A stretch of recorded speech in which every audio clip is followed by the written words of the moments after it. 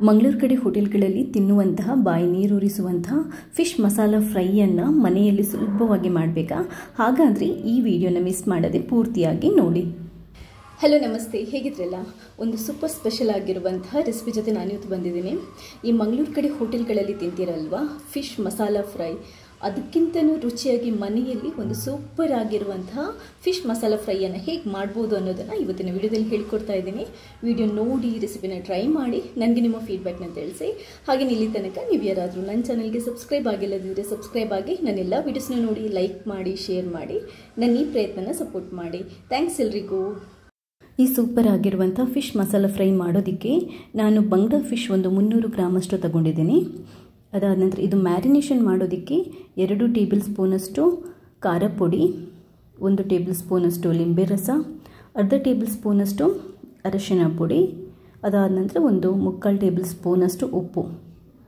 ಮ್ಯಾರಿನೇಷನ್ಗೆ ಇಷ್ಟು ಬೇಕಾಗುತ್ತೆ. ಇದಾದ ನಂತರ ಮಸಾಲಕ್ಕೆ 7-8 ಬ್ಯಾಡಗಿ ಮೆಣಸು, 1 ಚಿಕ್ಕ ತುಂಡು ಶುಂಠಿ, 4 ಕೆಸಲು ಬೆಳ್ಳುಳ್ಳಿ, ಸ್ವಲ್ಪ ಕರಿ ಲೀವ್ಸು, ಅದಾದ ನಂತರ 1 ಈರುಳ್ಳಿ, 1 ಟೊಮೆಟೊ, 1 ಟೇಬಲ್ ಸ್ಪೂನಷ್ಟು ಜೀರಿಗೆ, ಅರ್ಧ ಟೇಬಲ್ ಸ್ಪೂನಷ್ಟು ಉಪ್ಪು, 2 ಟೇಬಲ್ ಸ್ಪೂನಷ್ಟು ಹುಣಸೆ ಹಣ್ಣಿನ ರಸ. ಇದಿಲ್ಲದಿದ್ದರೆ ನೀವು 1 ಟೇಬಲ್ ಸ್ಪೂನಷ್ಟು ವೆನಿಗರ್ ಬೇಕಾದರೂ ಹಾಕೋಬಹುದು, ಇಲ್ಲದಿದ್ದರೆ 1 ಟೇಬಲ್ ಸ್ಪೂನಷ್ಟು ಲಿಂಬೆ ರಸನೂ ಹಾಕೋಬಹುದು. ಮೊದಲು ನಾವು ಫಿಶನ್ನು ಈ ಥರ ಮಾರ್ಕ್ ಮಾಡ್ಕೋಬೇಕು ಒಂದು ಚಾಕುವಲ್ಲಿ. ಯಾಕಂತಂದರೆ ಮಸಾಲ ಚೆನ್ನಾಗಿ ಎಳ್ಕೋಬೇಕು ಅಂತಂದರೆ ನೀವು ಫಿಶ್ ಫ್ರೈ ಮಾಡುವಾಗ ಫಿಶ್ಶಿಗೆ ಈ ಥರ ಮಾರ್ಕ್ ಮಾಡ್ಕೋಬೇಕು. ಇವಾಗ ಮ್ಯಾರಿನೇಷನ್ಗೆ ಈ ಮಸಾಲನ ರೆಡಿ ಮಾಡ್ಕೊಳ್ಳೋಣ. 2 ಟೇಬಲ್ ಸ್ಪೂನಷ್ಟು ಖಾರ ಪುಡಿ, 3 ಟೇಬಲ್ ಸ್ಪೂನಷ್ಟು ಉಪ್ಪು, ಅರ್ಧ ಟೇಬಲ್ ಸ್ಪೂನಷ್ಟು ಅರಿಶಿನ ಪುಡಿ, ಆಮೇಲೆ 1 ಟೇಬಲ್ ಸ್ಪೂನಷ್ಟು ಲಿಂಬೆ ರಸ, 2 ಟೇಬಲ್ ಸ್ಪೂನಷ್ಟು ನೀರನ್ನು ಹಾಕಿಬಿಟ್ಟು ಇದನ್ನ ಚೆನ್ನಾಗಿ ಮಿಕ್ಸ್ ಮಾಡ್ಕೊಳ್ಳಿ. ತುಂಬ ತೆಳು ಮಾಡಬೇಡಿ. ಪೇಸ್ಟ್ ನಮಗೆ ಇದರದ್ದು ಪೇಸ್ಟ್ ಇದೆಯಲ್ಲ ಅದು ಫಿಶ್ಶಿಗೆ ಅಂಟ್ಕೊಳ್ಳೋ ಥರ ಇರಬೇಕು.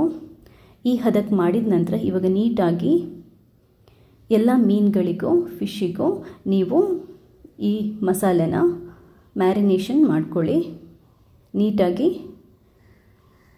ಈ ಥರ ಕೋಟ್ ಮಾಡ್ಕೋಬೇಕು ಫಿಶ್ ಮೇಲೆ. ಅದಾದ ನಂತರ ಇದನ್ನ ಈ ಥರ ಕೋಟ್ ಮಾಡಿಕೊಂಡು ನಾವು ಒಂದು ಅರ್ಧ ಗಂಟೆ ಬಿಟ್ಬಿಡಬೇಕು.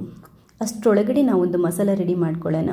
ಮಸಾಲ ರೆಡಿ ಮಾಡ್ಕೊಳ್ಳೋಕ್ಕೆ ನಾನು ಎಲ್ಲ ಇಂಗ್ರೀಡಿಯೆಂಟ್ಸ್ನ ಒಂದು ಸ್ವಲ್ಪ ಹುರಿದ್ಕೊತೀನಿ.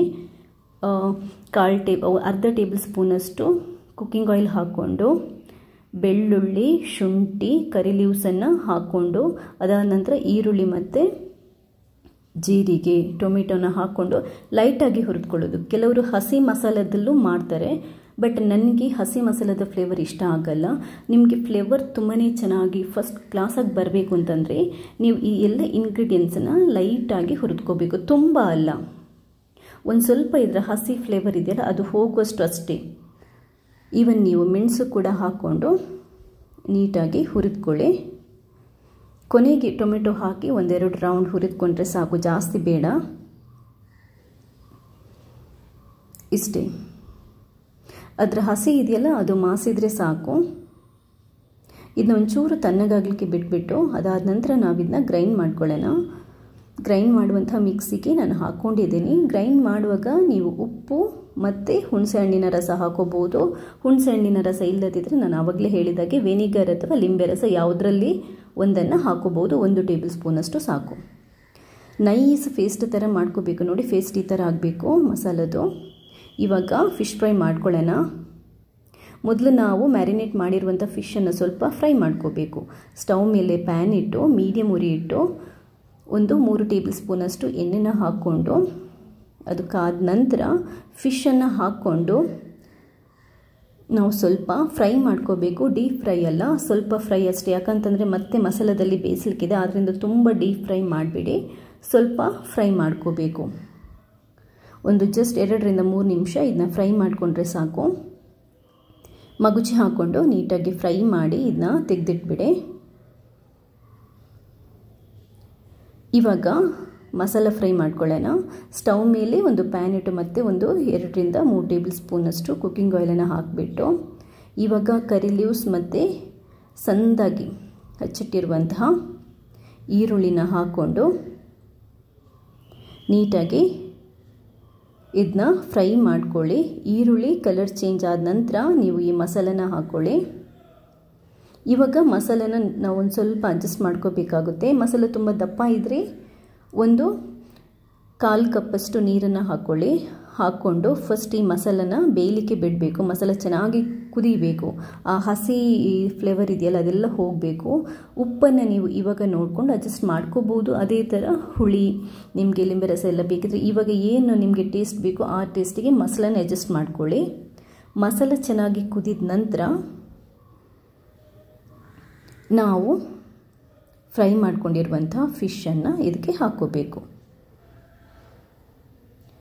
ಫಿಶನ್ನು ಹಾಕ್ಕೊಂಡು ನಾವು ಉಳಿದಿರೋ ಮಸಾಲನ ನೀಟಾಗಿ ಫಿಶ್ ಮೇಲೆ ಈ ಥರ ಕೋಟ್ ಮಾಡಬೇಕು. ಕಂಪ್ಲೀಟಾಗಿ ಮೇಲ್ಗಡೆಯಿಂದ ಕೂಡ ಈ ಥರ ಕೋಟ್ ಮಾಡಿಕೊಂಡ್ರೆ ಆಮೇಲೆ ನಾವು ಮತ್ತೆ ಮಗುಚಿ ಹಾಕಿ ಬೇಯಿಸೋ ಅವಶ್ಯಕತೆ ಇರಲ್ಲ. ನೀವು ತುಂಬ ಕೇರ್ಫುಲ್ಲಾಗಿ ಮಾಡಿ, ಯಾಕಂತಂದರೆ ಮಗುಚಿ ಎಲ್ಲ ಹಾಕಲಿಕ್ಕೆ ಹೋದರೆ ಫಿಶ್ ಪೀಸ್ ಆಗುತ್ತೆ. ಇವಾಗ ಮುಚ್ಚಿಟ್ಟು ಮೀಡಿಯಮ್ ಫ್ಲೇಮಲ್ಲಿ ಒಂದು 3ರಿಂದ 4 ನಿಮಿಷ ಬೇಯಿಸಿದರೆ ಸಾಕು. ಸೂಪರ್ ಆಗಿರುವಂತಹ ಘಮ ಅನ್ನುವಂಥ ಬಾಯಲ್ಲಿ ನೀರು ಬರುತ್ತೆ. ನೋಡ್ತಾ ಇದ್ರೇ ತುಂಬಾ ಚೆನ್ನಾಗಿರುವಂಥ ಫಿಶ್ ಮಸಾಲ ಫ್ರೈ ರೆಡಿಯಾಗಿದೆ. ನಿಮಗೆ ಕನ್ಸಿಸ್ಟೆನ್ಸಿ ಇದರ ಕಲರ್ ನೋಡಿದ್ರೇ ಗೊತ್ತಾಗುತ್ತೆ ಇದೆಷ್ಟು ಚೆನ್ನಾಗಿ ಬಂದಿರ್ಬೋದು ಅಂತ. ತುಂಬಾ ಚೆನ್ನಾಗಿ ಬಂದಿದೆ. ಇದನ್ನ ಪ್ಲೇಟಿಗೆ ಹಾಕ್ಕೊಂಡು ನೀವು ಕೊನೆಗೆ ಎಲ್ಲ ಮಸಾಲನ ಹಾಕ್ಕೊಂಡು ಅದಕ್ಕೆ ಕೊತ್ತಂಬರಿ ಸೊಪ್ಪು ಹಾಕಿಬಿಟ್ಟು ಗಾರ್ನಿಷ್ ಮಾಡ್ಕೋಬೋದು. ನೋಡಿದ್ರಲ್ವಾ ಮಸಾಲೆ ಎಷ್ಟು ಯಾವ ಹದಕ್ಕೆ ಬಂದಿದೆ, ಎಷ್ಟು ಚೆನ್ನಾಗಿ ಬಂದಿದೆ ಅಂತ.